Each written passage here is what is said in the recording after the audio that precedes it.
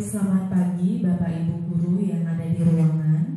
Sebelumnya, terima kasih atas waktunya sudah bersedia hadir untuk menyimak dan mendampingi kami dari CGP dalam kegiatan diseminasi pada hari ini, Kamis 6 Juni 2024. Sebelumnya, mari kita buka dengan panganjali umat. Om Swastiastu. Assalamualaikum warahmatullahi wabarakatuh. Salam sejahtera, shalom, namo buddhaya. Yang saya hormati Ibu Wakakurikulum yang juga pada hari ini tentu hadir untuk mendampingi kegiatan CGP hari ini. Kemudian Bapak Ibu Guru, rekan sejawat di SMA Negeri 1 Blabatu yang saya hormati. Juga teman-teman CGP yang saya hormati pula. Nah, dalam kegiatan ini, izinkan Tiang mengucapkan terima kasih sekali lagi atas partisipasi Bapak Ibu dan semoga kegiatan ini bisa bermanfaat dan dilancarkan. Untuk itu, kita akan mengawali acara dan kegiatan dengan berdoa bersama. Izinkan Tiang memandu doa secara langsung sesuai keyakinan agama Hindu. Bagi yang non-Hindu, boleh dipersilahkan untuk menyesuaikan sesuai dengan keyakinan masing-masing. Untuk itu, berdoa dimulai. Om Swastiastu, Om Awinamastu Nama Swaha, Om Anubhadrah Kratayastu Wiswata, Om Guru Brahma, Guru Wisnu, Guru Dewa Maheswara, Guru Saksat Parabrahma Tasmai Sri Guru Nama. Om Sidirastu Takastu Nama Swaha. Semoga kegiatan dilancarkan, kaya manfaat, diberikan kesehatan dan keselamatan. Om Santi, Santi, Santi Om. Baik, maka pada acara berikutnya kami mohonkan kepada Ibu Waka bersedia untuk memberikan arahan dan pengantar kepada kami untuk melaksanakan kegiatan. Waktu kami persilahkan. Terima kasih kepada Ibu Atis satu CGP, Ibu Rosma dan Bapak Angga yang di sini mewakili Bapak Kepala Sekolah untuk mendampingi atau membersamai Bapak Ibu Guru atau Bapak Ibu CGP untuk melakukan diseminasi tentang budaya positif. Terlebih dahulu dia ucapkan Om Swastiastu. Assalamualaikum warahmatullahi wabarakatuh. Salam sejahtera untuk kita semua. Salam kebajikan, rahayu. Puji syukur kita sudah bisa berkumpul pada hari ini dalam rangka diseminasi budaya positif modul 174 yang nanti akan disampaikan oleh Ibu Putuati Jaya Putri, Ibu Putu Rosma Dewi, dan Bapak Wayan Angga Bratjana. Nah, sekiranya di sini Bapak Ibu sudah meluangkan waktu untuk mengikuti kegiatan pada hari ini, kami dari sekolah, dari manajemen mengucapkan terima kasih. Semoga apa yang sebentar nanti disampaikan mengenai budaya positif, yaitu nilai-nilai keyakinan yang bisa disepakati bersama di kelas maupun nantinya bisa berlaku di sekolah kita yang sangat bermanfaat ini akan memberikan dampak positif bagi kita semua yang nantinya juga berdampak positif pada murid kita yaitu di SMA Negeri 1 Blabatu. Nah, untuk itu mungkin Bapak Ibu Guru bisa nanti mengadakan diskusi tanya jawab, mungkin akan disampaikan mengenai materi budaya positif, kemudian menanggapi apa yang mungkin Ibu Bapak yang ingin ditanyakan atau mempunyai permasalahan tentang keyakinan-keyakinan di dalam kelas bisa ditanyakan kepada para CGP. Harapan saya semoga apa yang kita inginkan untuk menjadikan sekolah kita lebih baik, berdampak positif bagi murid kita, dan untuk kemajuan kita bersama kemajuan murid kita untuk meraih masa depannya bisa terwujud dengan baik. Demikian apa yang ingin saya sampaikan. Mohon maaf jika ada kesalahan. Yang mengaturkan terima kasih. Om Santi Santi Santi Om. Wassalamualaikum warahmatullahi wabarakatuh. Salam sejahtera untuk kita semua. Salam, salam kebajikan. Namo Buddhaya, Rahayu. Baik, demikian tadi arahan dari Ibu Waka Kurikulum yang juga hadir untuk menggantikan Bapak Kepala Sekolah yang berhalangan hadir pada hari ini. Terima kasih Ibu Waka atas bimbingan, motivasi, serta dukungannya yang diberikan kepada kami para CGP. Selanjutnya Bapak Ibu kami persilahkan untuk menikmati kudapan yang tersedia. Nah, langsung saja ke topik inti, yakni kegiatan desiminasi. Kegiatan desiminasi ini akan diawali pemaparannya oleh Bapak Angga. Untuk itu kepada Pak Angga dipersilahkan.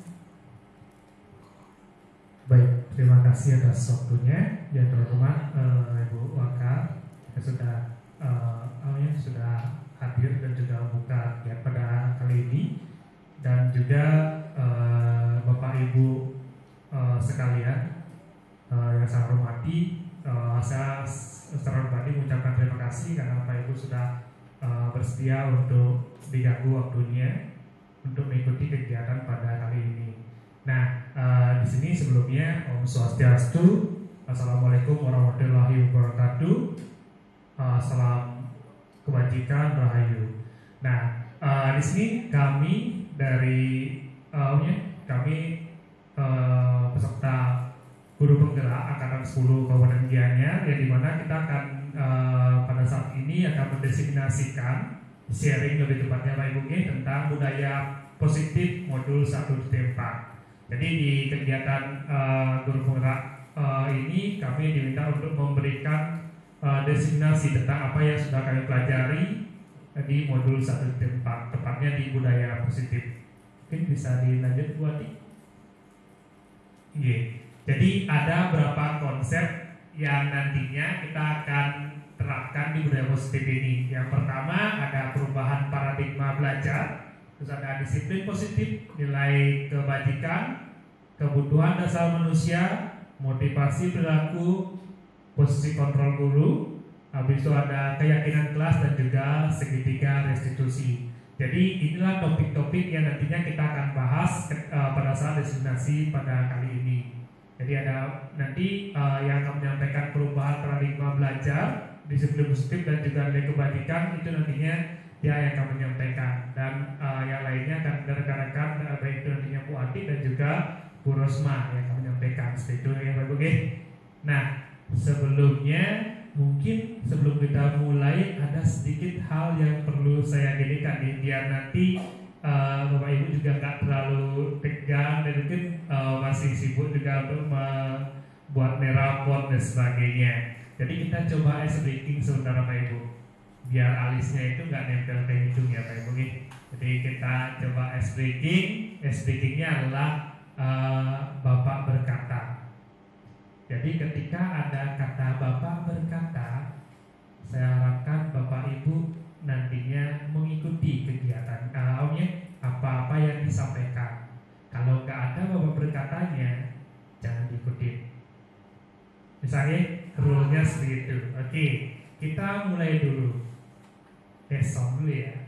Oke, yang pertama, Bapak berkata angkat tangan kanan. Oke, turunkan. Oke, kan banyak yang turun kan tangannya? Itu kali itu. Ya, Bapak sudah tetap. Oke, terima kasih Bapak. Oke, gitu ya, bisa ya. Bapak sudah ya. Oke, kita mulai sekarang. Game on. Itu biasanya di krisis ya. Oke, Bapak berkata angkat tangan kanan, angkat tangan kiri. Oke, mungkin ada kesalahan dong Pak Karso ya. Oke, Bapak berkata turunkan tangan kanan. Bapak berkata angkat kedua tangan. Baik, ternyata ini ini semuanya konsentrasinya masih bagus ya. Oke. Saya takutnya saya yang salah ini. Baik, turunkan. Waduh. Ya. Oke, Bapak berkata turunkan. Oke, kita stand, tepuk tangan semua. Nah, ternyata ketika Bapak Ibu tepuk tangan, tidak ada awal kata Bapak berkata kan? Pak Ibu tepuk tangan, artinya mohon nantinya konsentrasinya lebih ditingkatkan lagi. Bapak berkata permainan selesai, jadi permainannya kita selesaikan. Jadi ketika misalnya ada tepuk tangan, karena nggak ada awal kata Bapak berkatanya, Pak Ibu tepuk tangan, itu sudah rules game-nya udah Pak Ibu ingkari, gitu, oke? Oke, artinya saya selamat, game saya artinya berhasil, gitu ya. Oke, kita lanjut lagi. Bu Ati, terima kasih. Perubahan paradigma belajar. Nah, seperti yang kita ketahui bahwa ada perubahan paradigma dalam kita proses belajar, Pak Ibu. Di mana dulunya mungkin pada saat awal belajar pendidikan itu paradigma belajarnya masih bersifat metode ceramah. Ya, di mana metode ceramah itu biasanya pusat dari atau nantinya yang digunakan sebagai pusat adalah guru itu sendiri. Pendidik itu cuma nantinya murid itu cuma nantinya mendengarkan saja. Seperti itu dulu. Dan sekarang di pembelajaran ini saya sempat mendapatkan beberapa insight baru di mana perubahan paradigma belajar yang diharapkan di kurikulum Merdeka itu nantinya lebih mengarahkan pembelajaran yang berpusat pada murid. Dan di mana harapannya nanti dari paradigma ini adalah terciptanya profil pelajar Pancasila. Jadi dulunya mungkin akan mengarahnya ke metode ceramah ya, yang dimana teacher center mungkin seperti itu. Nah, kita akan coba mengarahkan pendidikan itu di student center, dan saya yakin Bapak Ibu juga pasti sudah melakukan hal itu. Jadi teacher center ini nantinya akan peran guru mungkin bukan lagi sebagai pusat perhatian murid, tapi nantinya lebih ke memfasilitasi siswa. Dan nantinya juga ada kata berdiferensiasi ya Bapak Ibu. Oke, mungkin ada yang bisa menyampaikan apa sih kata atau istilah dari berdiferensiasi menurut pandangan Bapak Ibu? Ada nggak yang mau mengungkapkan pendapat kata berdiferensiasi? Kalau misalnya, ya silakan Bu. Variasi atau berbeda-beda, itu fokus kata berdiferensiasi.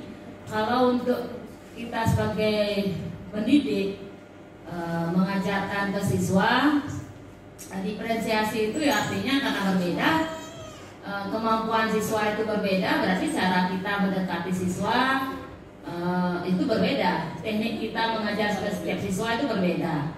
Mungkin si A caranya dengan mungkin dengan game lebih cocok, dengan si B belum tentu sama. Mungkin dengan game dia terasa jemu atau seperti apa gitu. Mungkin ada yang senang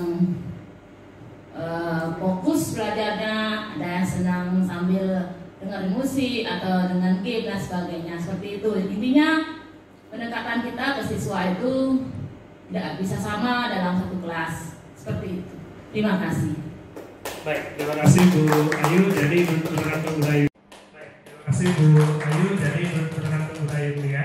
Oke, Ayu Kurnia udah menyampaikan, Bu Ayu ya, udah menyampaikan tentang pendapatnya tentang diferensiasi dalam belajar. Baik, jadi berdiferensiasi yang kita ketahui itu nantinya pastinya akan semuanya akan mengarah pada siswa itu sendiri. Bagaimana kita fasilitasi siswa dalam proses pembelajaran. Jadi dalam fasilitasi ini pasti nantinya siswa memiliki yang namanya keunikan, Bapak Ibu. Keunikan yang mereka bawa di dirinya masing-masing. Di mana keunikan-keunikan ini menurut Ki Hajar Dewantara itu yang memang perlu digali dulu. Dan Ki Hajar Dewantara menyatakan bahwa guru itu seperti petani, Bapak Ibu. Jadi mereka akan mencoba menggali potensi-potensi yang ada sehingga petani itu nggak mungkin akan mengubah padi menjadi jagung gitu kan Bapak-Ibu. Jadi itu agak sedikit mustahil, tapi nantinya yang dilakukan apa? Kita akan menjaga tanahnya, menjaga kualitas tanah dan juga nantinya padi itu sendiri, sehingga hasil dari padi tersebut dari beras itu lebih berkualitas. Nah, diferensiasi ini nantinya lebih mengarah ke bagaimana kebiasaan yang disenangi oleh siswa. Ada yang nantinya mungkin siswa itu akan lebih senangnya audio, ada juga yang visual dan lain sebagainya. Jadi diharapkan nantinya pembelajaran itu bisa mencakup ke kesenangan ataupun karakter unik siswa tersebut. Seperti itu Pak Ibu. Nah di sini ada profil pelajar Pancasila Bapak Ibu.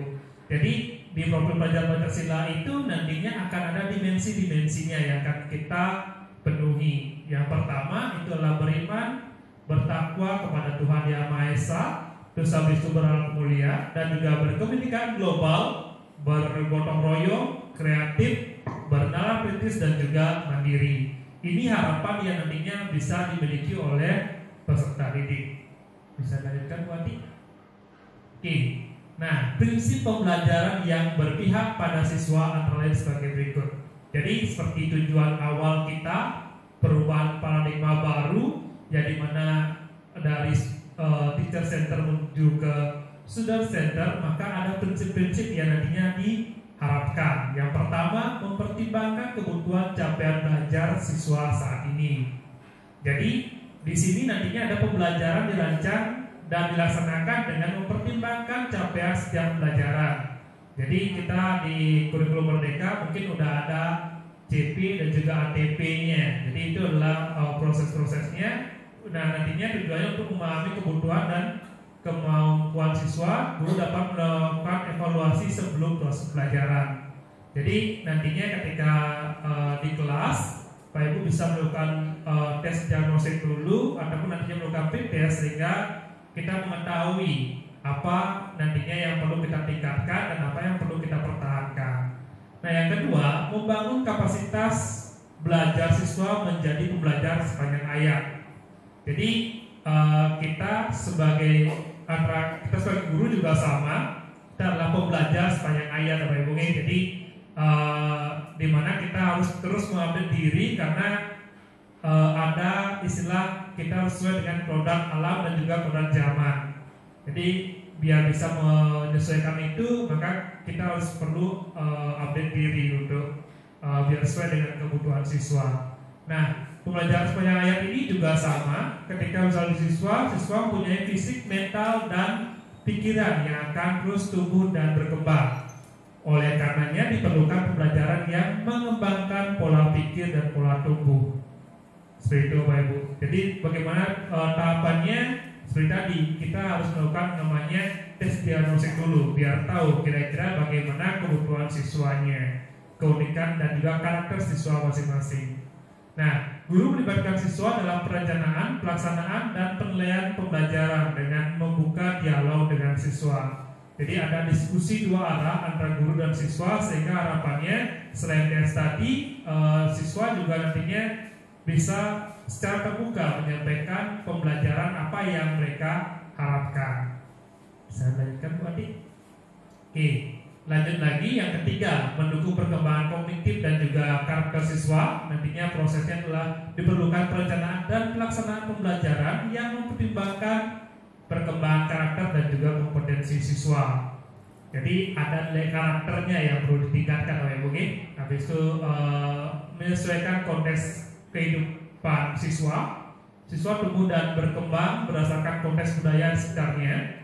Kita bisa memahami bahwa budaya itu sangat berpengaruh sekali dengan bagaimana karakter siswa kita sendiri, dan guru dapat membantu siswa untuk mengenali konteks diri dan lingkungannya. Jadi peran kita sebagai guru seperti yang saya sampaikan tadi, kita sebagai fasilitator, maka kita nantinya berusaha mengamong siswa, menuntun siswa ke arah yang lebih baik lagi. Yang kelima, itu mengarah pada masa depan yang berkelanjutan. Nah, Saya sering menanyakan gini ke siswa Bapak Ibu. Ketika proses pembelajaran, saya menanyakan kalian mau kemana ke depannya.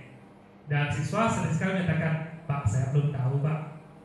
Kalau saya nunggu orang tua saya nih mau menyampaikan, saya mau kemana ke depannya, saya ngikut aja.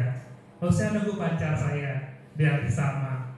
Jadi siapa tahu nantinya pas saya sering ginikan, kalau kamu nunggu pacar, apakah kamu yakin kamu dengan dia lagi? Nantinya ke putus dengan jalan kamu stres lagi. Saya tanyakan seperti itu. Jadi guru nantinya harus memahami juga. Kita coba menggali apa potensi yang dimiliki oleh siswa, sehingga siswa memang nantinya bisa menjalankan lebih memaksimalkan potensinya untuk mencapai cita-citanya. Jadi penting bagi guru untuk membangun kesadaran siswa pada masa depan yang berkelanjutan. Ini bisa lanjut berarti. Baik, jadi ada di sini teori kontrol, Pak Ibu.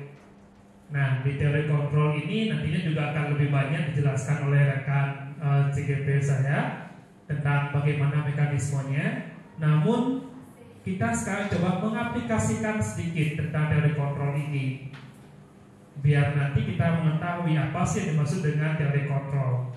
Oke, saya lihat Bapak Ibu duduknya udah ngepas ya, ada 2, 4, 4 gitu ya. Jadi mungkin bisa berpasangan. Jadi Bapak Ibu mungkin satu orang memegang sesuatu yang ada dekatnya. Udah boleh Bu Asari pegangnya tabel gitu. Oke, boleh. Habis itu mungkin yang lainnya ada satu yang berperan untuk memegang itu. Harus apa? Jajan. Ya. Nah, sekarang nantinya akan ada yang mencoba untuk mengambil yang dipegang sama temannya. Oke. Baik.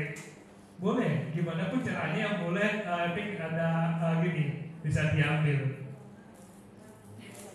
Oke. Udah kita mulai ya Pak Ibu. Oke. Kita mulai 1, 2, 3. Oke. Nah. Udah ya. Oke. Kita coba bermain-main saja sini Pak Ibu. Nah, di sini mungkin ada yang mendapatkan apa yang ingin diambil dari pasangannya. Ada 1, Bu Asari dan Bu Angga. Mahayu juga dapat. Mana Bapak? Nggak didapat sama Pak. Nah, jadi di sini kita akan coba menganalisis. Kira-kira kita sebagai pengontrol atau yang dikontrol. Oke, ketika misalnya kita memiliki benda yang kita pertahankan dan teman kita nggak bisa mengambil benda tersebut, maka di sana kita adalah sebagai pengontrol. Ada? Dan ketika misalnya benda itu diberikan, Bu Asari bisa memberikan ke Bu Angga, artinya Bu Angga yang mengontrol Bu Asari. Oke. Jadi seperti itu ya, itu skemanya seperti itu. Jadi dasarnya dari kontrol seperti itu. Nah, di sini ada miskonsepsi ya Pak Ibu. Miskonsepsinya apa? Ada ilusi guru mengontrol murid. Dan ada juga ilusi bahwa orang dewasa berhak memaksa. Oke, ilusi bahwa semua penguatan positif efektif dan bermanfaat. Yang terakhir, ilusi bahwa kritik dan membuat rasa bersalah mampu menguatkan karakter dewasa berhak memaksa. Kira-kira dari yang saya sampaikan tadi, benar nggak hal ini? Saat didengarkan Bapak Ibu. Oke, ini miskonsepsinya seperti ini Bapak Ibu. Jadi kalau misalnya udah ada teori kontrol, maka kita tidak bisa mengontrol seorang secara penuh Bapak Ibu. Jadi karena seperti yang saya sampaikan tadi, udah namanya seperti yang udah digaungkan kurikulum merdeka Bapak Ibu. Jadi semuanya merdeka, memiliki minat dan bakat sendiri sesuai dengan apa yang memang dia senangi dan juga dia minati, maka kita nggak bisa mengontrol. Kita juga sebagai guru tidak bisa sepenuhnya mengontrol siswa. Makanya di sini seperti judulnya miskonsepsi tentang teori kontrol. Oke, lanjut lagi Pak Ibu, nanti mungkin di diskusi lebih banyak ya. Nah, ada merubah paradigma stimulus respon ke posisi kontrol. Jadi seperti yang saya sampaikan tadi, ada paradigma yang akan muncul. Yang pertama ada stimulus respon. Responnya itu ada realitas ya, kita sama, di mana teori kontrolnya adalah realitasnya kita berbeda. Jadi kita antara satu sama lain itu memiliki kebutuhan dan juga keinginan yang berbeda, Pak Ibu. Semua orang melihat hal yang sama. Di teori kontrolnya, setiap orang memiliki gambaran yang berbeda. Kita mencoba mengubah orang agar berpandangan sama dengan kita.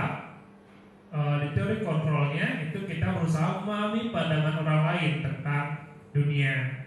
Terus habis itu adalah perilaku buruk dilihat sebagai suatu kesalahan. Itu sering sekali saya lakukan, Pak Ibu. Saya belum secara maksimal memahami teori kontrol, sehingga saya sering menyatakan bahwa perilaku buruk itu lebih gampang dibandingkan dengan perilaku yang positif. Sama kayak misalnya kita diminta untuk mencari persamaan dan perbedaan. Kalau saya sendiri, saya akan lebih gampang untuk mencari perbedaan, Bapak Ibu, dibandingkan nantinya diminta untuk mencari persamaannya. Sehingga saya sendiri masih melakukan audit diri, sehingga nantinya saya berharap saya bisa semua perilaku memiliki tujuan masing-masing. Saya berharap seperti itu nantinya ke depan. Nah, yang stimulus responnya itu orang lain bisa mengontrol saya. Ada juga teori kontrolnya hanya Anda yang bisa mengontrol diri Anda. Yang selanjutnya ada saya bisa mengontrol orang lain. Di teori kontrolnya Anda tidak mengontrol orang lain dan sebagainya. Ini adalah merubah paradigma di mana dari stimulus respon yang kita respon ke siswanya, ke peserta didik, ke teori kontrolnya. Seperti itu. Mungkin lanjut Bu Adi. Baik. Nah, sekarang ada disiplin positif, Bapak Ibu. Jadi seperti yang kita ketahui, disiplin positif. Disiplin itu artinya kita harus memakai sesuai dengan aturan. Mungkin itu yang kita ketahui, Bapak Ibu. Apapun aturan yang sudah disepakati, ketika kita sudah mengikuti aturan itu, maka kita sudah disiplin. Nah, Ki Hajar Dewantara sempat menyatakan seperti ini, bahwa dasar pendidikan penjajah pada waktu itu bersifat perintah dan hukuman. Tidak cocok untuk mendidik generasi muda, namun harus bersifat tertib dan damai, serta tata tentrem dalam suasana momong, among, dan juga ngomong.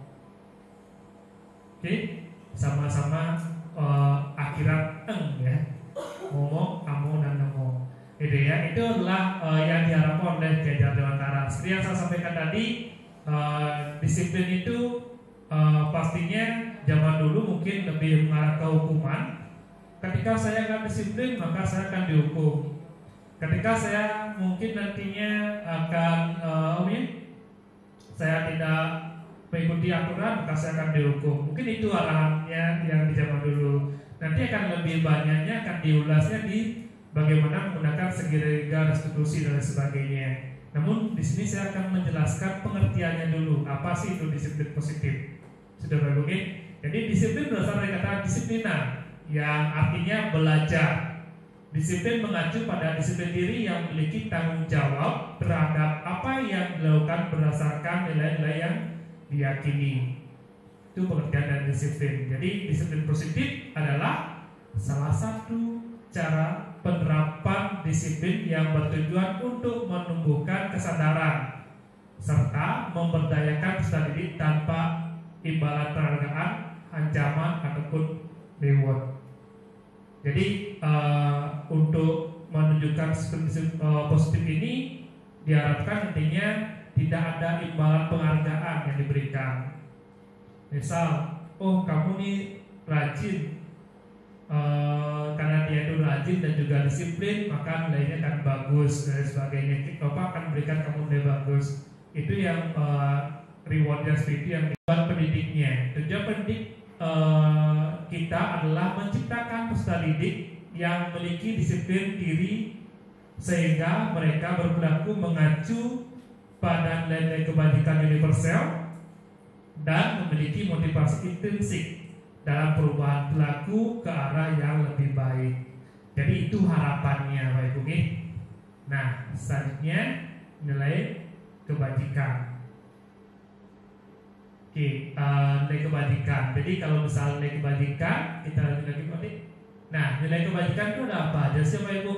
Jadi nilai yang disepakati bersama, lepas dari suku, bangsa, agama, bahasa maupun latar belakangnya. Jadi ketika kita menerapkan nilai kebajikan, maka kita diharapkan tidak mencampur adukan, dan juga nantinya kita berharap bahwa nantinya semua peserta didik itu sama, tidak ada yang berbeda baik dari segi ras, suku dan agamanya. Jadi semua yang dilakukan bisa itu harus sama.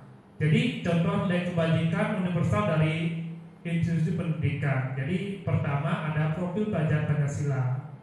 Jadi ada beriman bertakwa pada Tuhan Yang Maha Esa serta beragama mulia, dan memiliki mandiri, bernalar kritis, berkebinekaan global, bergotong royong, dan juga kreatif. Itu yang pertama. Terus ada juga Primary Year Program IBO ya. Habis ada toleransi, rasa hormat, integritas, mandiri, menghargai secara antusias, empati, keingintahuan, kreativitas, kerjasama, percaya diri. Itu juga hampir mirip dengan profil pelajar Pancasila Pak Ibu. Jadi sebenarnya harapan pendidikan kita dengan arahnya ke profil pelajar Pancasila itu sudah ada kemiripan. Terus yang ketiga itu adalah keterampilan hidup atau life skill.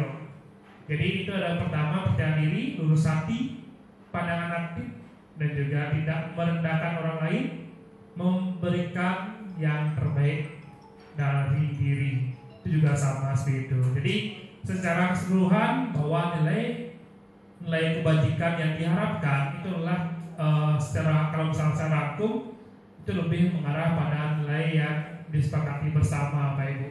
Jadi pentingnya nanti Bapak Ibu mungkin ketika melakukan proses pembelajaran di awal itu kita coba melakukan kesepakatan kelas Bapak Ibu, sehingga nantinya siswa juga paham tentang kesepakatan yang memang sudah kita buat dan kita sepakati bersama dengan siswa tersebut. Dan nantinya ketika misalnya ada yang melanggar, mereka juga udah tahu kira-kira apa yang nantinya harus mereka lakukan.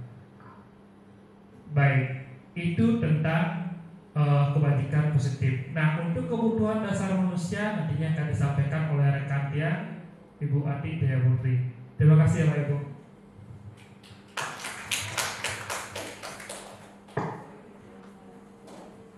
Baik, Tia mohon izin untuk berdiri di depan Bapak Ibu. Terima kasih Pak Angga sudah menampilkan beberapa slide materi dan menjelaskan berbagi bersama. Bapak Ibu izinkan Tiang melanjutkan presentasi dari Pak Angga. Namun sebelumnya mohon maaf karena kita di sini CGP sebenarnya tidak memiliki hak untuk menyampaikan untuk menggurui Bapak Ibu. Kita memiliki keyakinan bahwa Bapak Ibu memiliki pengalaman juga di kelas yang barangkali jauh lebih baik daripada pengalaman kami. Namun terkait tugas dan kesempatan belajar kami di CGP, maka diseminasi ini harus dilaksanakan dengan baik. Baik, menyambung dari Pak Angga, ini tentang kebutuhan dasar manusia. Apa saja sih kebutuhan dasar manusia? Sebelum kita membahas tentang kebutuhan dasar manusia, barangkali kaitannya dengan disiplin positif dan nilai kebajikan. Jadi antara disiplin positif, nilai kebajikan itu adalah arahan yang terapannya harus dilaksanakan seiring dengan kebutuhan dasar manusia. Apa kira-kira yang dimaksud dengan kebutuhan dasar manusia? Jadi seluruh tindakan manusia yang memiliki tujuan tertentu, semua yang kita lakukan merupakan usaha terbaik kita untuk mendapatkan apa yang kita inginkan. Ketika kita mendapatkan apa yang kita inginkan, semua yang dilakukan memiliki tujuan tertentu. yaitu untuk memenuhi kebutuhan. Jadi aktivitas kita sehari-hari, apa yang kita upayakan, apa yang ingin kita peroleh, apa yang ingin kita capai, sesungguhnya itu adalah suatu bentuk atau ingin pencapaian terhadap pemenuhan suatu kebutuhan. Lanjut Pak Ahmad. Bu Rosmai. Nah, kebutuhan dasar manusia itu ada 5 Bapak Ibu. Yang pertama, kebutuhan untuk bertahan hidup. Jadi lingkup kebutuhan bertahan hidup itu berupa kesehatan. Bagaimana kondisi kesehatan kita? Apabila sedang sakit, ya kita butuh ke rumah sakit, butuh obat, butuh pelayanan kesehatan. Kemudian rumah, pakaian, dan makanan. Ini sandang, pangan, dan papan. Kebutuhan bertahan hidup inilah yang merupakan salah satu kebutuhan penting dari 5 dasar kebutuhan hidup manusia. Yang kedua, itu kebutuhan kasih sayang dan rasa diterima. Kebutuhan untuk memberi dan menerima kasih sayang, kebutuhan akan hubungan dan koneksi sosial. Bapak Ibu, kita sadari betul perbedaan karakter kita sebagai manusia itu beragam. Ada yang ceria, ada yang tertutup, ada yang ceriwis, pokoknya berbeda-beda. Namun dari sekian perbedaan bisa dipastikan bahwa kebutuhan akan kasih sayang, kebutuhan akan diterima dalam hubungan dan koneksi sosial pasti kita butuhkan semuanya. Bagaimana tidak, itu bisa kita buktikan dari skup hubungan kita di rumah. Dari misalnya kebutuhan kasih sayang dengan suami dan istri, anak dengan ibu, anak dengan ayah. Kemudian kebutuhan kasih sayang dengan rekan-rekan relasi. Misalnya tiang dengan bapak ibu butuh juga diterima sebagai teman. Bapak ibu barangkali dengan pimpinan ataupun rekan kerja lainnya. Jadi demikian. Nah, nomor 3 itu kebutuhan akan penguasaan. Mungkin ini akan lebih membutuhkan konsentrasi untuk kita pahami, sebab penguasaan yang di sini yang dimaksud adalah menjadi kompeten. Jadi menjadi terampil, diakui, didengarkan, dan memiliki rasa harga diri. Mungkin bisa tiang contohkan walaupun banyak ragamnya ya.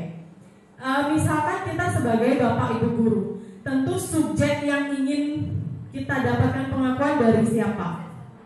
Kira-kira bapak ibu menjadi seorang guru, kompetennya ingin diakui oleh siapa kira-kira? Ada? Ya Pak Man. Dari peserta didik, bagus sekali. Tiang rasa pemahaman Pak Man, Tiang sangat setuju karena sebagai seorang guru tentu harga diri kita, kompetensi kita itu berasal atau pengakuan terbaiknya itu dari peserta didik. Kedua, dari orang tua siswa. Kemudian dari masyarakat. Ingin mendapatkan kepercayaan bahwa kita layak sebagai seorang pendidik. Harga dan rasa, memiliki rasa harga diri. Jadi ketika kita tidak bisa mencerminkan suatu kelayakan, otomatis harga diri kita juga turun. Itu maksud dari kebutuhan akan penguasaan. Selanjutnya tentang kebebasan. Jadi sebagai manusia kita juga membutuhkan kebebasan, di mana ruang lingkupnya itu adalah aspek kemandirian, otonomi, memiliki pilihan, dan mampu mengendalikan arah hidup seseorang. Di sini mungkin ada kata yang akan ambigu. Kenapa sih harus mampu mengendalikan arah hidup seseorang? Jadi kita sebagai pendidik memiliki batasan untuk pengendalian atau mengarahkan peserta didik atau anak-anak kita di rumah dalam jangka atau batas waktu yang wajar. Misalkan anak-anak sampai umur berapa, atau di sekolah sampai batasan apa yang bisa kita arahkan kepada peserta didik. Kira-kira seperti itu. Yang terakhir adalah kebutuhan untuk kesenangan. Tentu kita semua sebagai manusia butuh untuk mendapatkan kesenangan. Ada yang senang traveling, ada yang senang misalkan membaca, ada yang senang bercerita, ada yang senang jalan-jalan dan lain sebagainya. Jadi kebutuhan akan kesenangan adalah urutan kelima dari kebutuhan dasar manusia.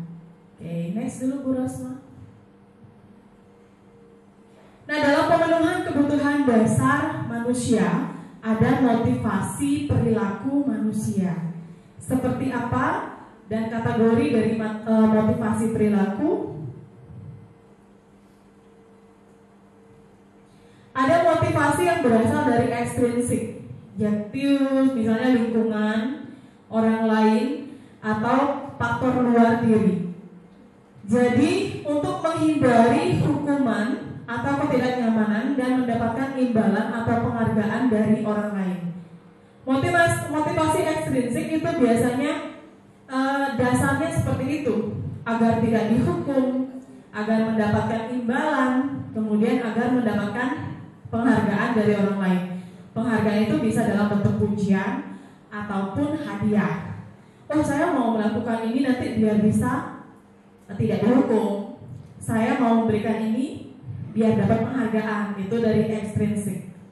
Nah, motivasi intrinsik itu dasarnya untuk menjadi orang yang mereka inginkan dan menghargai diri sendiri dengan nilai-nilai yang mereka punya. Jadi motivasi dari dalam diri itu dasarnya muncul akibat saya ingin punya nilai dari diri sendiri.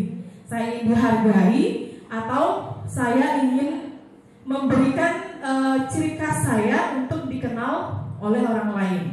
Itu kira-kira. Silakan Bu Rosma. Nah, masuk pada posisi kontrol seorang guru. Bagaimana seorang guru menempatkan posisi atau kontrol kepada siswa? Silakan. Nah, ada 1, 2, 3, 4, 5. Ada 5 jenis posisi kontrol. Yang pertama sebagai penghukum, yang kedua sebagai teman, yang ketiga sebagai orang yang membuat rasa bersalah itu muncul, yang keempat sebagai pemantau, dan yang terakhir sebagai manajer. Dari sekian, kira-kira posisi kontrol yang mana yang Bapak Ibu sudah kenali? Ada yang ingin berpendapat? Silahkan. Oke, Bu Angga.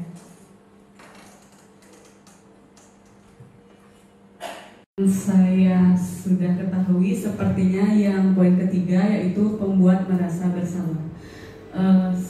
Pengalaman saya pribadi di kelas, biasanya ketika ada siswa yang mungkin melakukan hal-hal yang kurang berkenan ataupun mungkin saat presentasi mungkin kurang persiapan dan lain-lain, biasanya saya lebih ke memberikan nasihat-nasihat, tentu saja dengan suara saya yang berbeda, yaitu lebih tegas daripada biasanya, sehingga harapan saya pembuat masalah tersebut merasa bersalah dengan tindakan yang telah dilakukan. Seperti itu. Karena kalau sebagai teman sepertinya controlling guru tersebut kurang. Berarti mungkin anak tersebut akan melakukan hal tersebut lagi dan lagi. Kalau pengalaman saya seperti itu, dan astungkara sih mereka berubah dengan cara saya memberikan masukan yang seperti itu.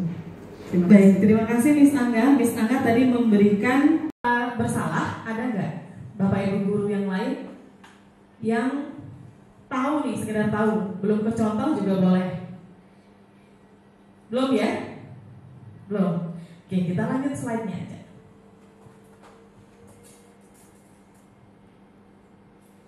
Nah, berikut setiap penjelasan dari posisi kontrol yang sudah disebutkan tadi. Yang pertama, penghukum. Jadi, posisi kontrol seorang guru penghukum apabila seorang siswa misalkan ya udah 3 kali nggak buat PR, maka guru tersebut jengkel atau mengeluarkan reaksi dengan cara menghukum. Kamu keliling lapangan sekarang sebanyak 10 kali. Jadi membuat hukuman lebih kepada fisik, disuruh keliling lapangan atau disuruh jongkok bangun seperti Seperti itu kira-kira adalah posisi kontrol guru penghukum. Yang kedua, posisi kontrol sebagai teman. Biasanya posisi ini itu memberikan sentuhan-sentuhan lisan. Seperti misalnya, ayo dong kamu kerjakan tugasnya. Kalau sudah kita pergi jalan-jalan. Nah, ada contoh lain misalnya, ayo dong kerjakan, nanti istirahatnya biar bisa lebih santai gitu. Nah, seperti bahasa-bahasa yang mengajak, namun sepertinya ajakan tersebut santai. Silakan Pak Dede. Yang ketiga itu membuat rasa bersalah ya. Ini yang sudah dibahas oleh Miss Angga. Jadi ini juga bisa dilaksanakan dengan cara lisan Bapak Ibu. Kamu sudah berkali-kali Ibu ingatkan, kamu memang senang ya jika Ibu ditegur oleh kepala sekolah. Jadi ada konsekuensi seorang guru yang disampaikan kepada siswa atas kesalahannya. Jadi misalkan bahasa lainnya misalnya begini, kamu loh nggak kasihan sama ibu dengan tulus setiap hari ngasih tahu, tapi kamu tetap aja begini, nggak ada perubahan.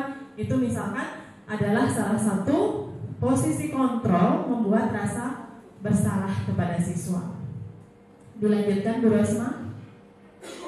Nah, sebagai pemantau, jadi kamu sudah melakukan kesalahan dan sudah tahu konsekuensinya. Sekarang selesaikan tugasmu serta kumpulkan. Itu bahasanya sebagai pemantau. Jadi pemantau itu lebih kepada melihat kemudian memastikan apa yang dilakukan siswa secara keliru serta memberikan penekanan-penekanan bahwa apa yang semestinya diperoleh apabila melakukan kesalahan atau konsekuensi tersebut. Yang terakhir, posisi kontrol sebagai manajer. Jadi kamu sudah tahu kesalahanmu, keyakinan sekolah apa yang sudah kamu langgar, dan bagaimana caramu untuk menyelesaikannya. Itu bahasa dalam mengontrol dalam posisi manajer.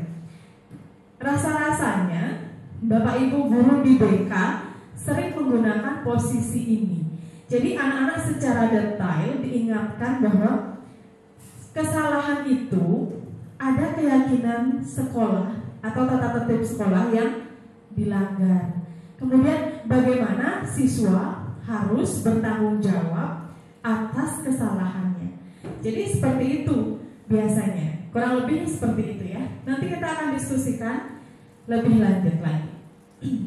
Silakan Bu Rosma. Nah, untuk sesi ini sudah masuk kepada sesinya Bu Rosma. Namun sebelum selesai, saya juga ada ice breaking seperti Pak Angga. Mudah-mudahan tidak bosan ya. Ya, clue-nya adalah ketika saya menyebutkan kata dudung dalam sebuah cerita, maka Bapak Ibu memegang kedua telinga.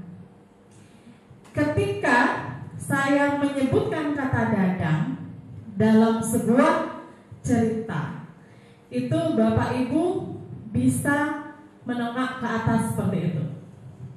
Dan yang terakhir, ketika saya menyebutkan kata dodong, maka Bapak Ibu berusaha berpegangan tangan dengan teman atau rekan di sampingnya.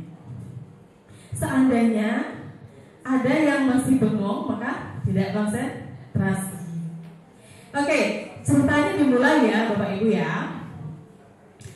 Bapak Wika dan Ibu Ratna memiliki anak kembar 3, triplet. Ya, yang saya sebutkan namanya adalah Dudung, Dadang, dan Dodong. Baik, suatu hari Bu Ratna ingin pergi ke pasar, tapi kakinya dengan keadaan sakit. Nah, dari ketiga anaknya, maka Dadang yang menawarkan diri untuk membantu ibunya. Namun Dudung ternyata ingin ikut. Berbeda dengan Dodong, dia malah ingin tidur di kamar. Namun Dadang berkata, ada yang salah. Dadang berkata bahwa membantu seorang ibu adalah kewajiban anak-anak. Maka Dodong pun beranjak keluar. Bu Ika ada temannya ya di samping ya.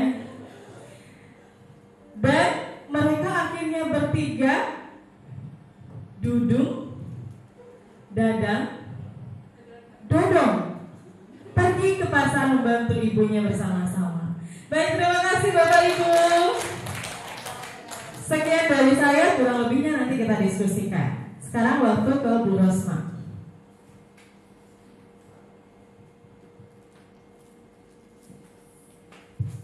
Oke, baik, terima kasih atas kesempatannya. Karena tadi Bu Ati sudah melakukan ice breaking, jadi saya tidak lagi melakukan ice breaking, Bapak Ibu ya.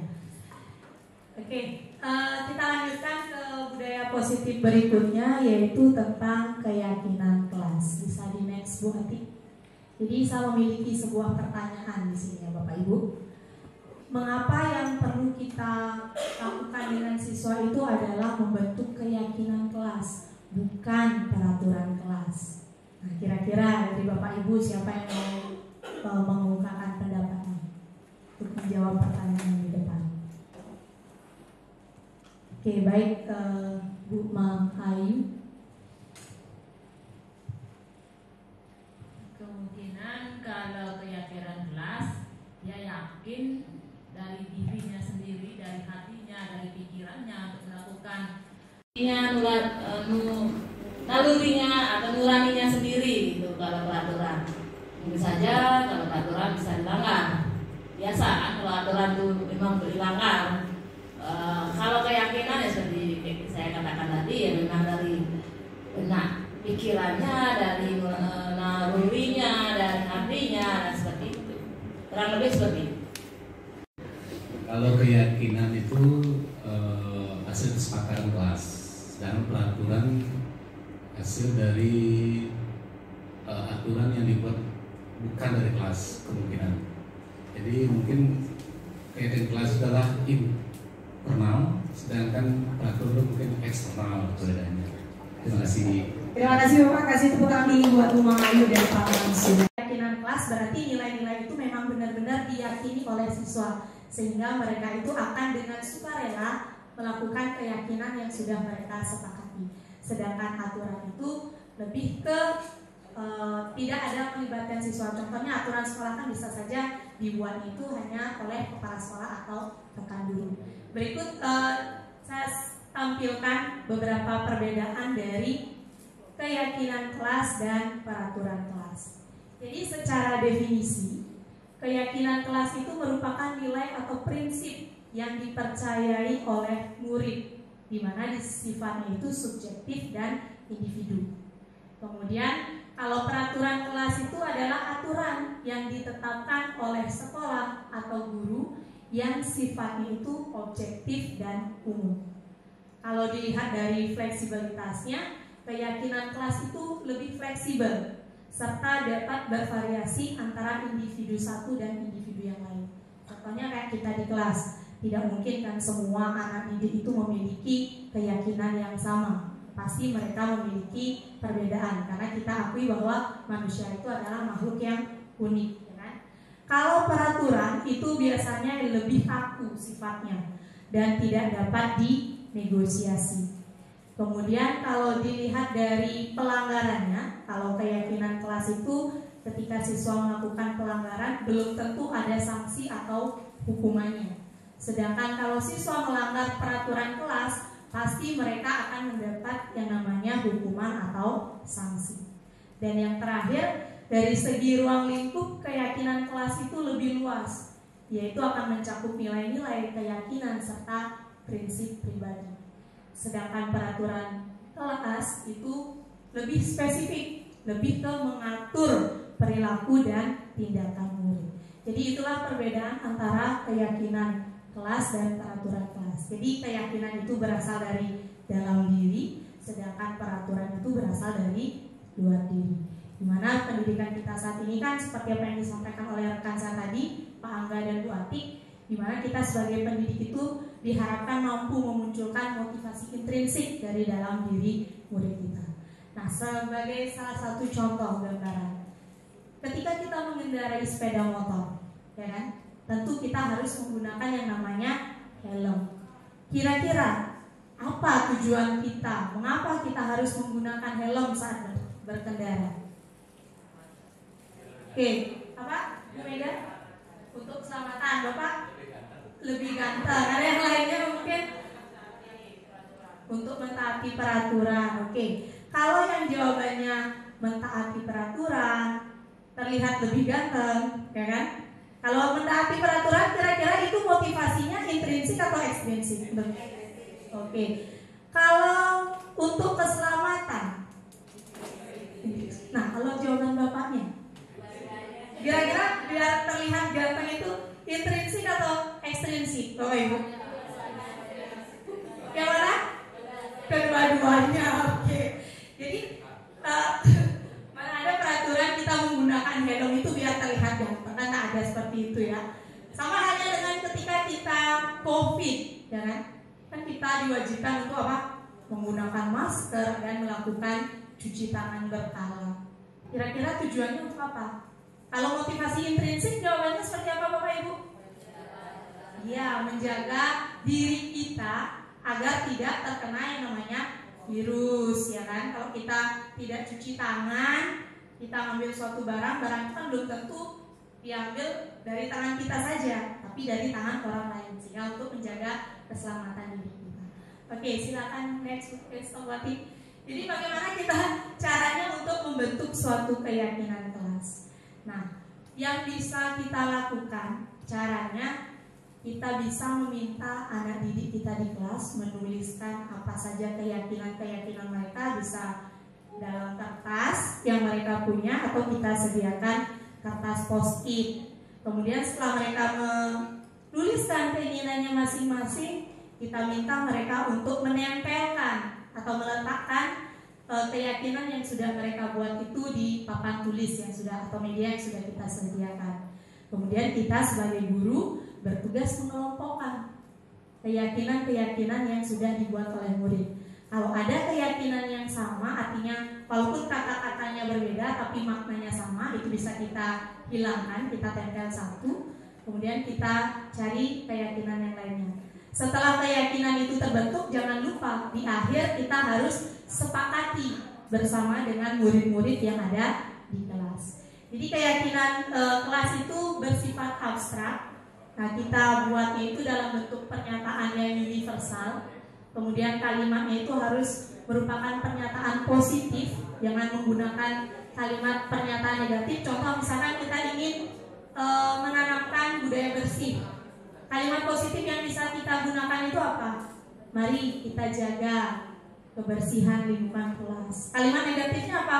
Jangan menggunakan kelas. Kemudian keyakinan kelas itu tidak perlu banyak, sedikit aja tidak apa-apa. Yang penting murid itu mudah mengingat apa keyakinan yang disepakati. Kemudian keyakinan itu harus kita sesuaikan dengan kondisi kelas ataupun sekolah sehingga mudah untuk diimplementasikan. Dan yang terakhir, dalam membuat suatu keyakinan kelas atau keyakinan sekolah, kita harus melibatkan seluruh warga kelas atau warga sekolah. Nah, apa sih tujuan kita melakukan atau menyepakati keyakinan kelas? Yang pertama itu untuk menumbuhkan rasa tanggung jawab dan komunikasi yang efektif antara guru dan murid.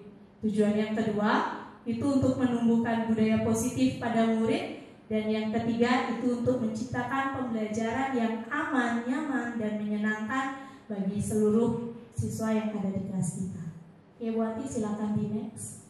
Nah, ini salah satu contoh keyakinan kelas yang sempat saya buat dengan murid saya di kelas, yang sekarang sudah tamat ya, karena saya ngajarnya di kelas 12. Contohnya apa? Misalkan dalam segi waktu, ketepatan mereka hadir di kelas, atau sampai batas mana kita memberikan ambang batas keterlambatan mereka untuk hadir, kemudian menjaga kebersihan kelas, membawa peralatan untuk belajar, penggunaan seragam, pengerjaan tugas, berpartisipasi dalam kegiatan belajar, dan saat kapan bisa mengambil atau menggunakan teknologi seperti itu. Nah, saya yakin Bapak Ibu semuanya pasti sudah membuat keyakinan atau kesepakatan kelas, Bapak Ibu? Sudah? Oke, kalau sudah berarti sudah mantap sekali ya Bapak Ibu ya. Oke, kita ke bentuk yang budaya positif yang terakhir, yaitu tentang segitiga restitusi. Apa itu restitusi? Silakan di next Bu Ati. Nah, restitusi itu sendiri menurut Gosen pada tahun 2004 merupakan proses kita menciptakan kondisi bagi murid untuk memperbaiki kesalahan mereka, sehingga mereka bisa kembali ke kelompoknya dengan karakter yang lebih kuat lagi. Dimana pada restitusi ini fokus kita itu adalah bagaimana kita mencari solusi dari permasalahan yang dialami murid. Di sini kita lebih menekankan kepada penawaran, bukan kepada pemaksaan. Seperti itu ya Bapak Ibu, makna dari restitusi. Nah, segitiga restitusi itu sendiri merupakan suatu proses dialog yang kita sebagai guru jalankan atau orang tua, yang mana kita harapkan nantinya dapat menghasilkan murid atau anak yang mandiri dan bertanggung jawab. Nah, dalam menjalankan segitiga restitusi ini ada 3 langkahnya. Bisa di next Bu Ati. Nah, langkah pertama yang kita lakukan itu ada yang namanya menstabilkan identitas. Langkah kedua itu validasi tindakan yang salah, dan langkah yang terakhir yaitu menanyakan keyakinan. Nah, berikut akan saya rinci satu persatu langkah dari segitiga restitusinya. Saya awali dari menstabilkan identitas. Next Bu Ati. Nah, berdasarkan prinsip membuat kesalahan itu adalah bagian dari proses pembelajaran, di mana kita sebagai pendidik akan menggeser identitas gagal itu menjadi identitas sukses. Nah, kalimat seperti apa yang bisa kita gunakan untuk menstabilkan identitas ketika siswa melakukan kesalahan? Nah, di sana ada 4 contoh kalimat yang saya sampaikan. Yang pertama yaitu berbuat salah itu adalah hal yang manusiawi, hal yang wajar.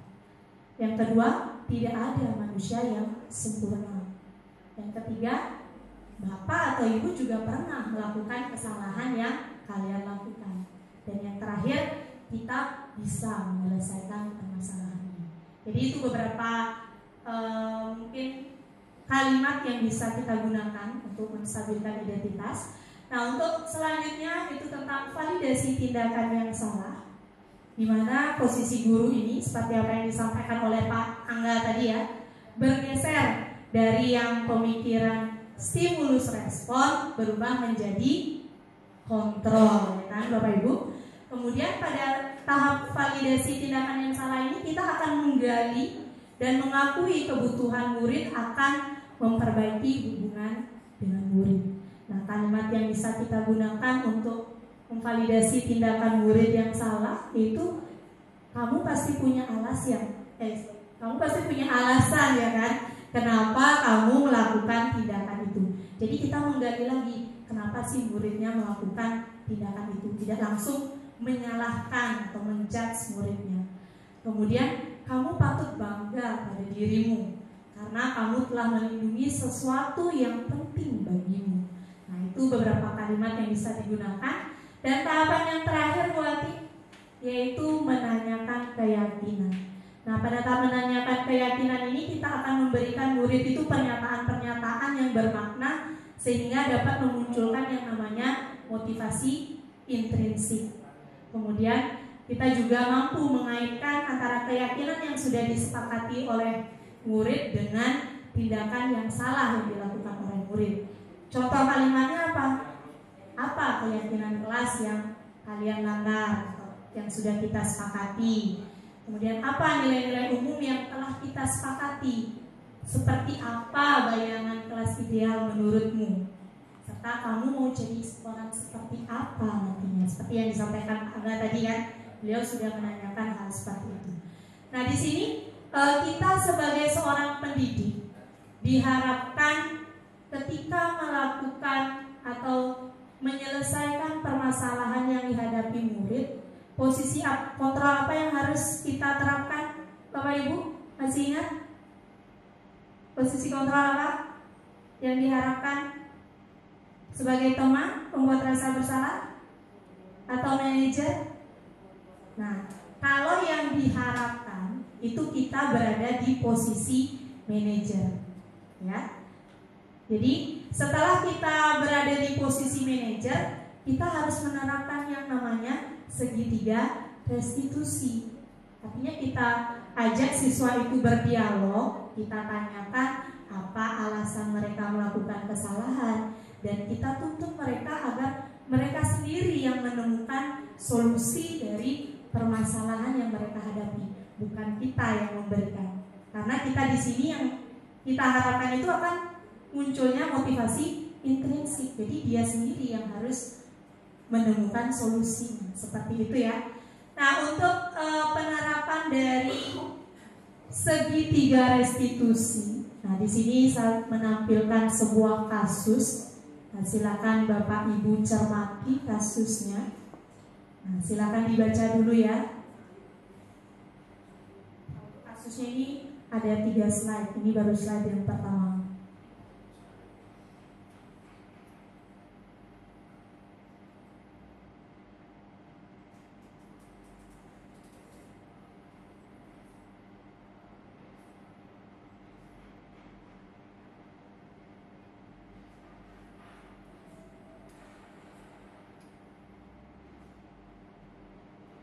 Sudah Bapak Ibu? Bisa di next? Oke, lanjutannya.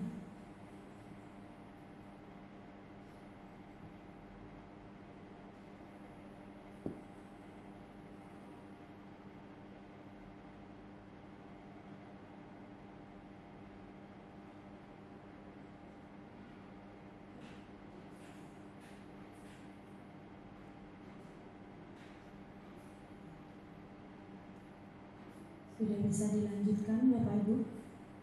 Bisa? Ini slide terakhir. Nah, nanti saya akan tanyakan.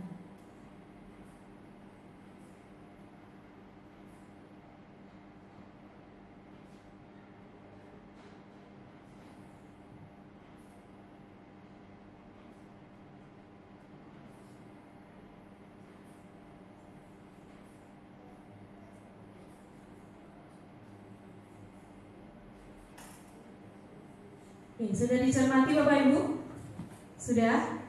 Oke, sekarang saya tanyakan oleh Ibu Santi. Ayo diingat-ingat lagi apa tadi yang ada di kasusnya. Boleh di back dulu Bu Ati untuk mengingat lagi kasusnya.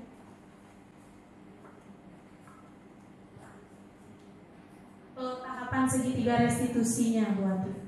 Stop. Oke.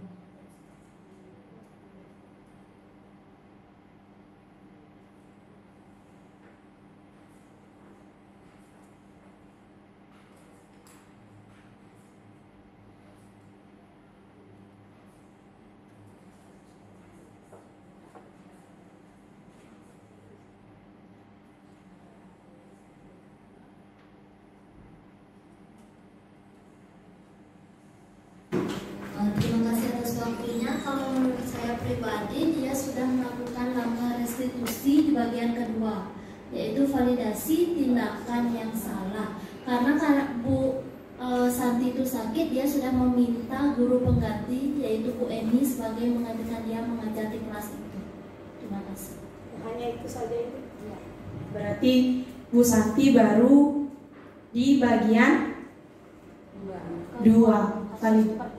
Kasus yang pertama itu di bagian apa yang kedua? Validasi tindakan yang salah. Oke, itu menurut pendapat Miss Anggayu. Kasih tepuk tangan dulu dong untuk Miss Anggayu. Mungkin Bapak Ibu yang lain ada salah. Ya, jadi saya menemukan segitiga restitusi di tahap kedua, tentang alasan anak itu melakukan tindakan mengabaikan atau tidak menghormati Bu Eni. Kemudian setelah itu Bu Santinya menanyakan kira-kira apa yang akan kedua anak tersebut lakukan untuk mencari solusinya. Apakah meminta maaf atau memiliki langkah yang lainnya. Yang tadi sudah ditemukan ada langkah untuk membuat keyakinannya. Ya, itu dari saya. Berarti terima kasih Bu Dewi. Ini Bu Dewi ini merupakan salah satu guru BK di SMA 1 Bulabatu ya. Kasih tepuk tangan dulu untuk Bu Dewi. Jadi menurut Bu Dewi, Bu Santi itu sudah melakukan validasi tindakan yang salah dan menanyakan keyakinan dari si Vivi dan Natali ya. Oke, Watik, mari kita ulas. Saya analisis bahwasanya Bu Santi itu sudah melakukan ketiga langkah dari restitusi itu sendiri. Nah, dari tadi kan belum ada yang menyampaikan saat menstabilkan identitas ya kan. Nah, kalimat mana sih yang menyatakan bahwa Bu Santi itu sudah melakukan yang namanya menstabilkan identitas? Kalimatnya itu adalah, apakah kalian bersedia untuk memperbaiki kesalahan atau permasalahan yang kalian lakukan? Nah, untuk validasi tindakan yang salah seperti apa yang sudah disampaikan oleh Ibu Dewi tadi, nah apa yang bisa kalian lakukan untuk mengganti rasa tidak dihormati yang dirasakan oleh Ibu Eni? Kedua siswa itu menjawab apa? Kita akan meminta maaf. Oke. Yang terakhir itu menanyakan keyakinan kelas.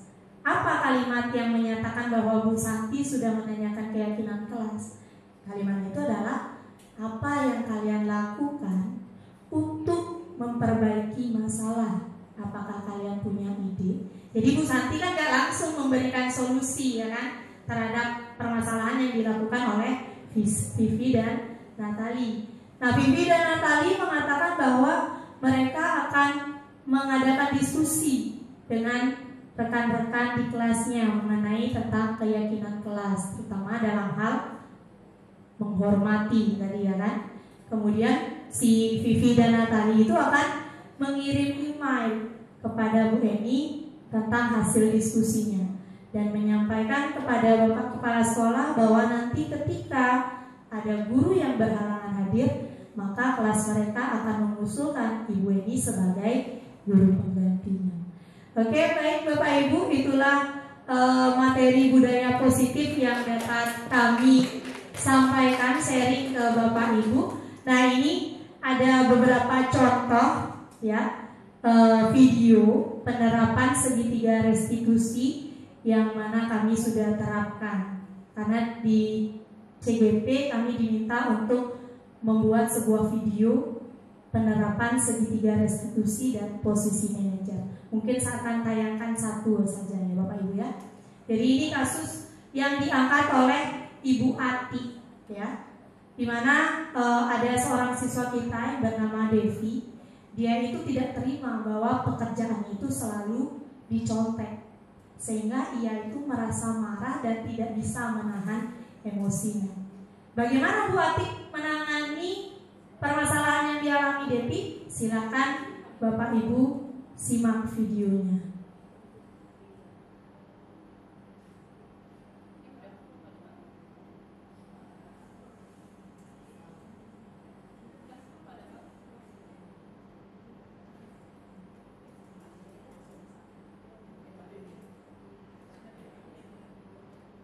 Kita tunggu ya untuk audionya biar bisa kedengaran ya.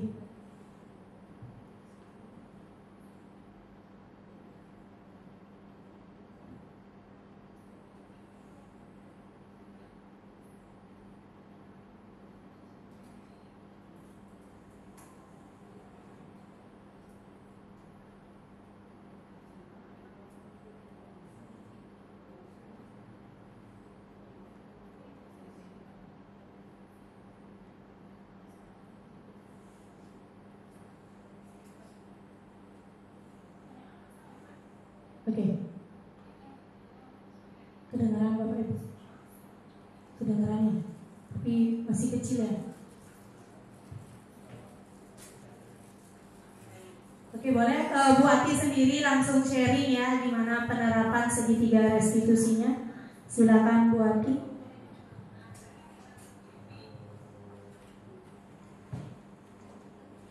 Baik, Bapak Ibu sekalian, dalam video yang saya jadikan contoh, sebenarnya ketika ditugaskan untuk membuat video penerapan segitiga restitusi, itu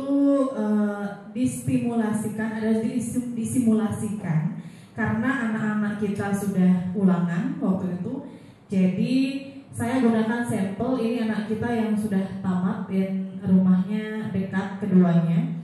Jadi mereka jadikan sampel untuk penerapan contoh segitiga restitusi dengan kasus yang diangkat adalah DP tidak menerima bahwa pekerjaan rumahnya dicontek oleh Dika.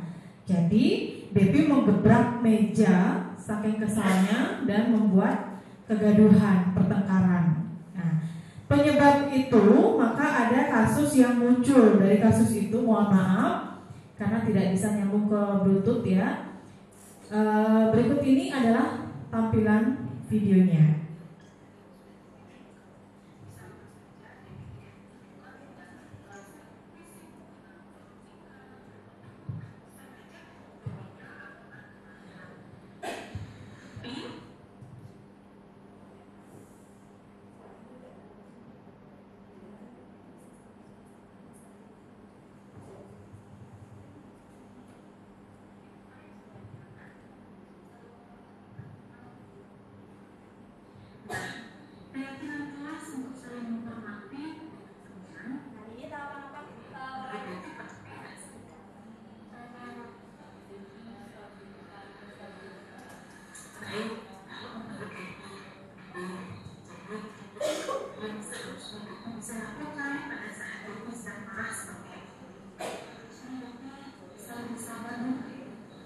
Ini sudah pada tahap yang terakhir ya Bapak Ibu ya, pada tahap menanyakan keyakinan kelas dan meminta Devi untuk mencari bagaimana cara dia agar tidak marah-marah, apalagi sampai menggebrak meja lagi ketika pekerjaannya dicontek.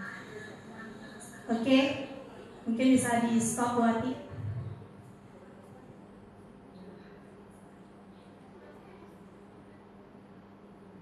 Oke, baik Bapak Ibu, demikianlah diseminasi budaya positif yang dapat kami sampaikan kepada rekan-rekan semuanya. Tentunya kami bertiga masih belajar ya Bapak Ibu. Tentu tadi dalam penyampaian materi ada kata-kata yang salah dari kami bertiga. Saya mewakili teman-teman yang lain untuk meminta maaf. Dan sekali lagi saya ucapkan terima kasih kepada Bapak Ibu karena sudah meluangkan waktu untuk mengikuti kegiatan diseminasi. Nah, sesi terakhir sekarang mungkin dari Bapak atau Ibu ada miliki saran, masukan ataupun pertanyaan terkait apa yang sudah kami sampaikan tadi, kami persilakan. Baik, di sesi akhir ini sebagai bentuk refleksi untuk kami apa yang barangkali kurang dalam penyajian kami, saya berharap dan tentunya kami dari tim CGP juga berharap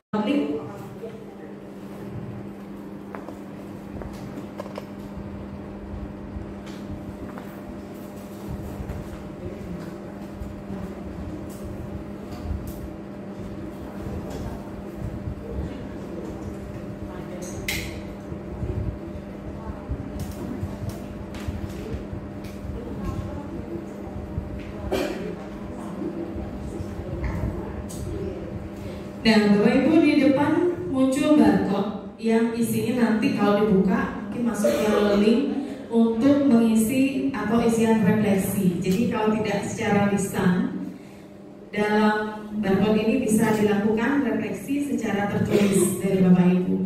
Tentu kami sangat berharap ada refleksi yang masuk sebagai arah perbaikan untuk apa yang sudah kami pelajari dan kami sajikan. Bisa lengkapnya? Bu Ika di belakang bisa masuk.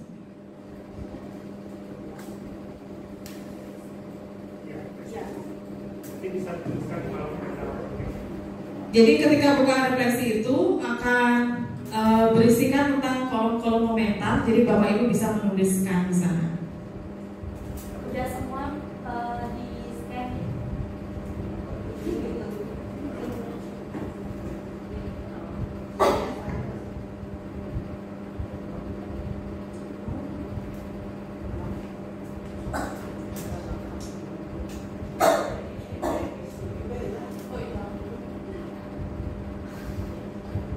Pak Angga dikembalikan.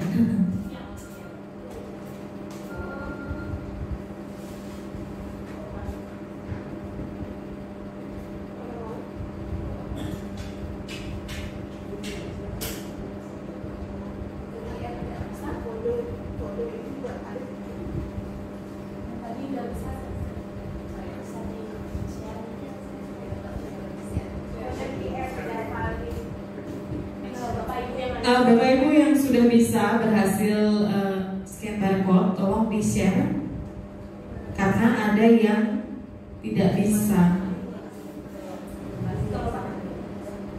Ya, share-nya di Bapak Ibu yang ada di sini. Karena di grup mungkin terlalu luas jangkauannya.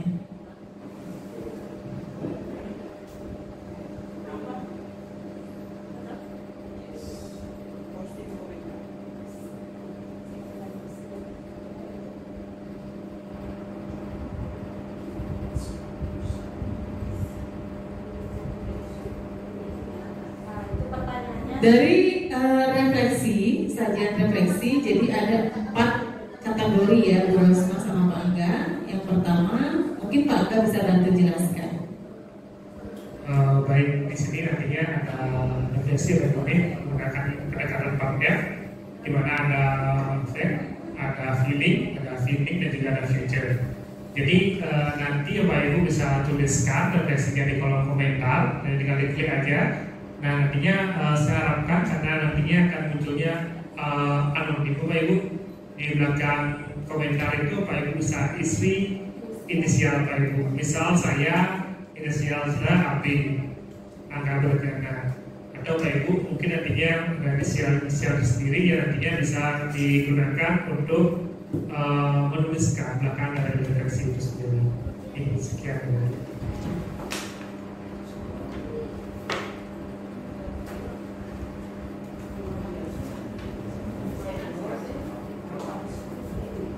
Oke, sudah ada muncul satu, itu sangat menyenangkan dan pengalaman yang luar biasa.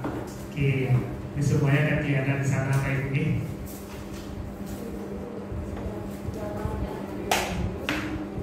Seperti orang.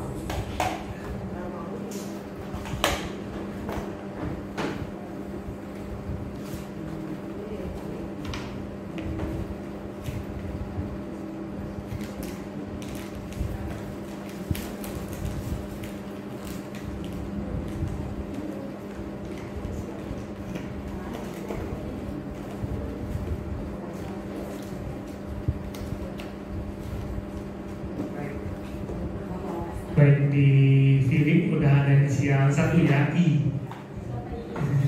Oke, nantinya mungkin bisa ditambahkan juga Pak Ibu nanti untuk mengedit komentarnya itu ada titik 3 yang menurun, itu adalah ininya untuk edit menambahkan inisial.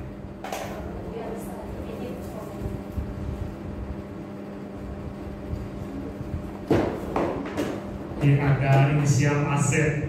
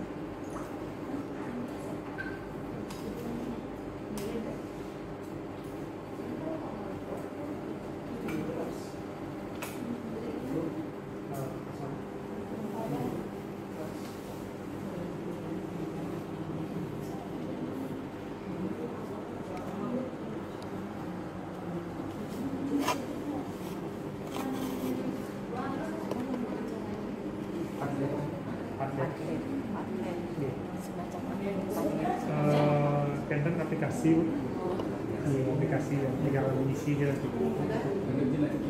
Oh, diseminasi.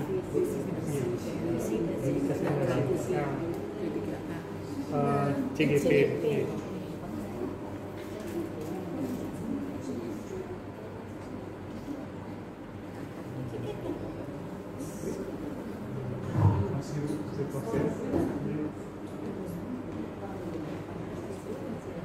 Ya. Ibu ya. Iya langsung.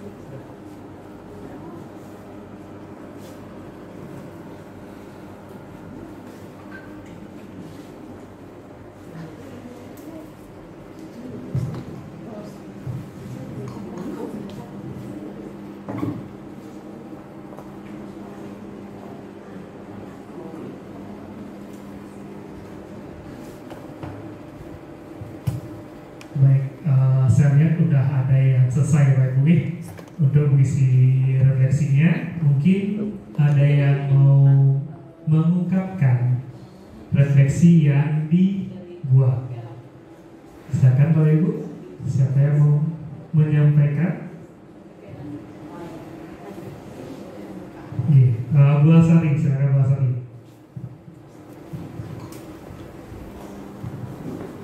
Baik, ini pendapat menurut saya pribadi dari apa yang sudah saya rasakan ketika mendapatkan diseminasi dari Bapak Ibu CGP tadi.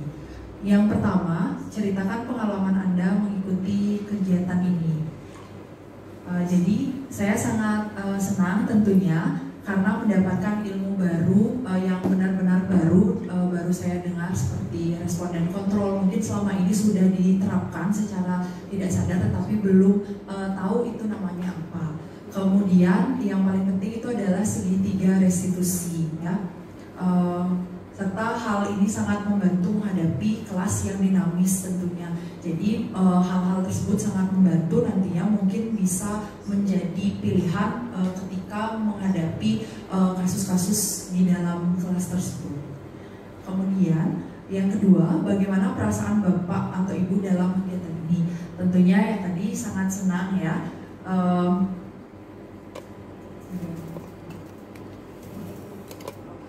Sangat senang, bermakna dan sangat menginspirasi dari hal-hal yang sudah Bapak Ibu Guru CGP bagikan kepada kami semua. Dan yang terakhir,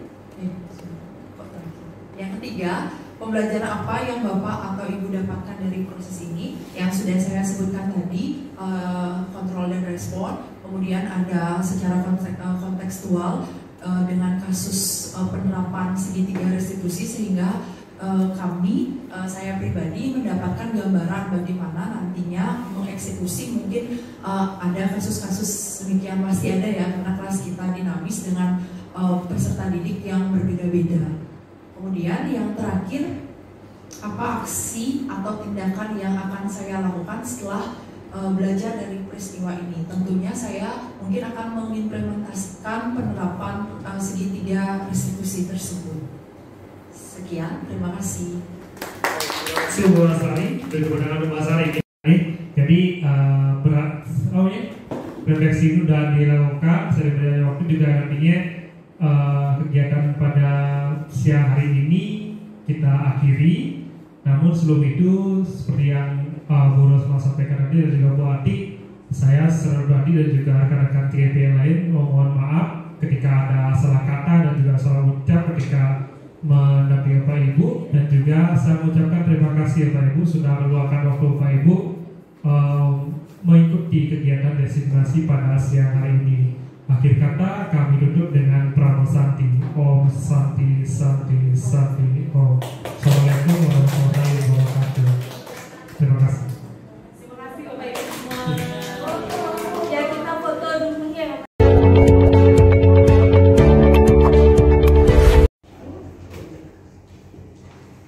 Selamat pagi anak-anak.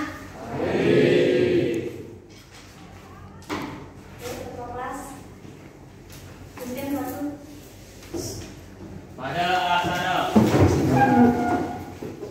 aturan pangan jali.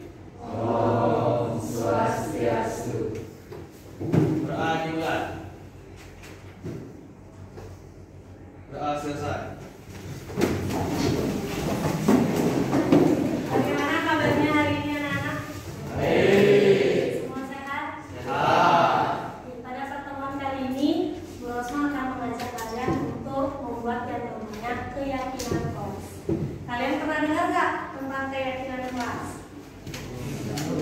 Belum pernah dengar?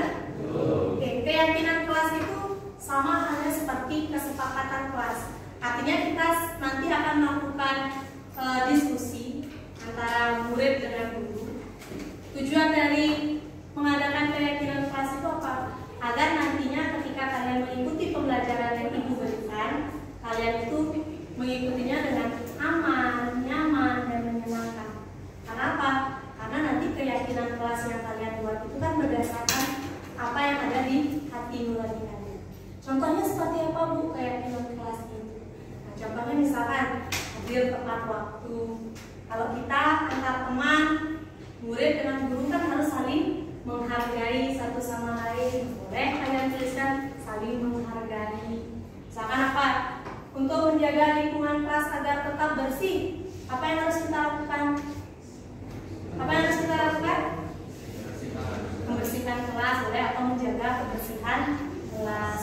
Nah, pada saat kalian menuliskan keyakinan kelas, hindari menggunakan kalimat yang negatif. Contohnya apa? Kalimat negatifnya. Ada kata tidak, ada kata jangan. Menjaga lingkungan kelas biar bersih, jangan ditulis tidak membuang sampah sembarangan. Nah, hindari menulis kalimat yang negatif. Tulislah misalkan jaga kebersihan kelas. Paham? Nanti kalian tidak usah banyak-banyak nulisnya. Tulis satu siswa cukup satu saja. Ya. Nanti setelah kalian selesai nulis, ibu nanti akan bagikan ini post-it. Nanti kalian tulis di sini. Setelah selesai nulis, silakan langsung ditempelkan di depan. Jelas? Oke. Sekarang ibu bagikan dulu post-it. Ya.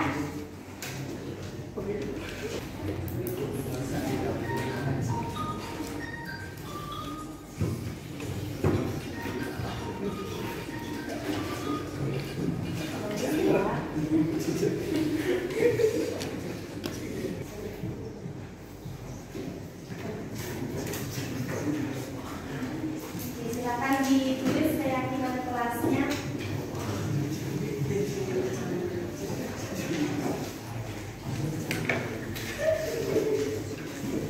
Ayo. Ini berdasarkan isi hati kalian ya. Jadi nggak usah nanya ke teman karena ini tidak ada yang benar, tidak ada yang salah. Jadi ini sesuai dengan kata kita. Yang sudah selesai tempel. Bebas, mana aja boleh. Jangan terlalu tinggi ya karena Bu Rosma dimampai. Bisa ditempel?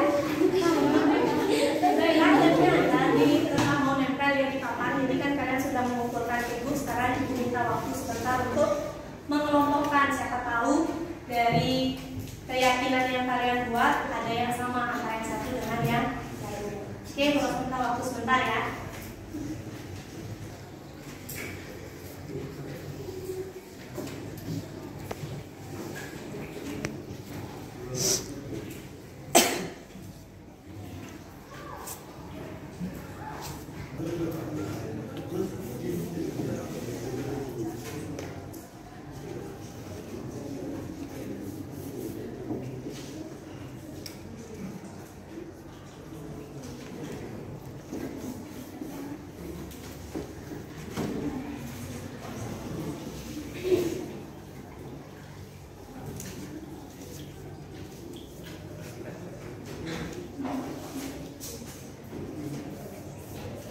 Tadi ibu sudah selesai mengelompokkan keyakinan kelas yang kalian buat. Nah, ibu dapat hasilnya ada 7 buah keyakinan kelas. Keyakinan yang pertama ada toleransi, yang kedua gotong royong, yang ketiga hadir tepat waktu, yang keempat menjaga kebersihan baik itu di lingkungan kelas ataupun di luar kelas, kemudian jujur.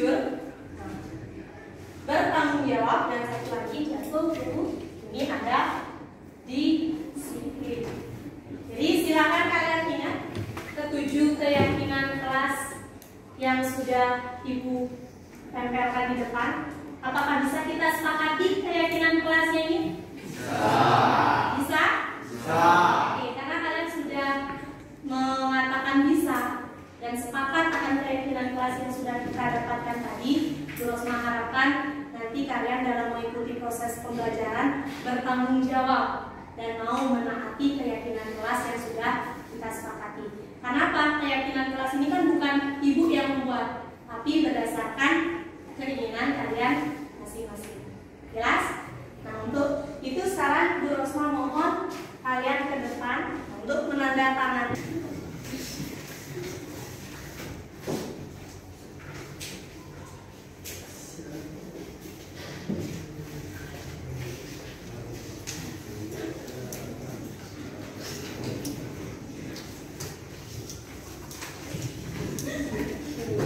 Terima kasih gede.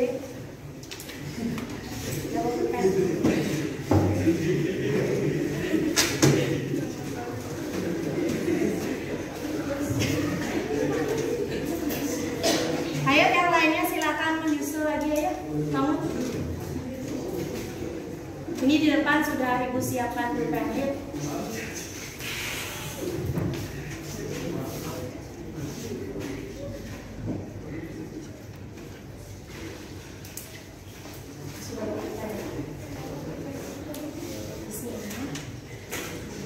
Oke, baik anak-anak, karena tadi kalian sudah menandatangani kesepakatan kelas kita, berarti untuk pertemuan kita kali ini bisa Bu Rosma akhiri. Sebelum Ibu akhiri, ada yang ingin ditanyakan dulu? Tidak. Tidak? Oke, kalau tidak, yuk ketua kelas kita akhiri. Sanos. Aturan parabol Santi. Oh, Santi, Santi, Santi, oh. Doa sesat.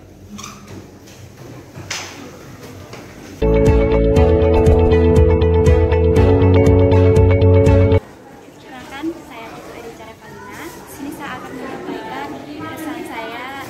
Menurut saya, dengan adanya hal ini mendapat membuat kita menciptakan lingkungan yang tertib.